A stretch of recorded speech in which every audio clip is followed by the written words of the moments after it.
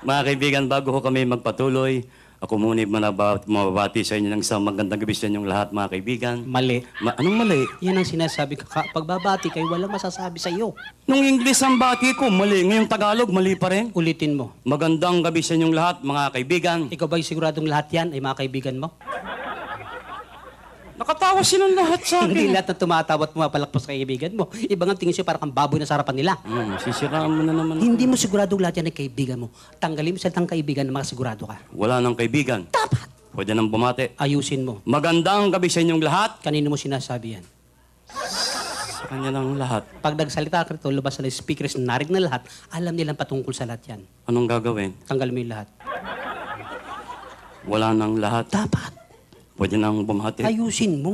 Magandang gabi sa inyo. May kakulitan ka rin. Bakit nga? Alang man tayong dalawa magbatian dito. Siyempre. Kanino mo sinasabi yan? Sa kanila. Alam nilang para sa kalang tanggalin mo inyo.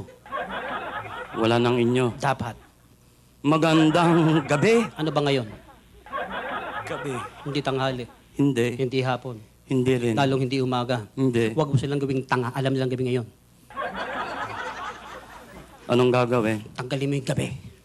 Wala nang gabi. Dapat. Maganda. Paano yung pangit? Ay, meron dyan maganda lang. Sa paningin lang kitang minamahal. Paano ang karapang tawagin maganda? Tulad mo sila yung pinuding marunong masaktan. Anong gagawin? Tanggalin mo yung maganda. Wala nang maganda. Dapat. Pwede nang bumati. Ayusin mo.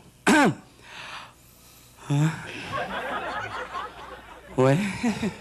Sa akin mga nasa harapan. Paano yung nasa tagiliran mo? Yan. Importante lang ba sa harapan dyan na tinutumbok mo? Anong gagawin? Eh, tanggalin mo yung harapan. Sa mga walang harap? Buisit. Eh, tinanggal mo lahat. Ano pang gagawin ko rin eh? Luma na kasi yung pagbati mo. Naalala mo, ilang buwan nakakalipas. Nang galing tayo ng Israel, nang galing tayo ng Japan, nang galing tayo ng Australia, ng Amerika. Naintindihan ba mga tao na sinabi mo? Pasensya sila. Pilipino tayo eh. Mali yun. Galing tayo international language, sign language. Wala namang sign language ah. Tignan mo yung gagawin ko. Paano?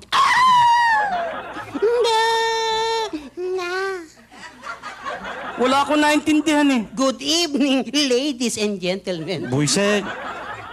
Kita mo puro ba karamihan babae mga nasa Oo, audience. nagkaintindihan kami. Puro kakalokohan.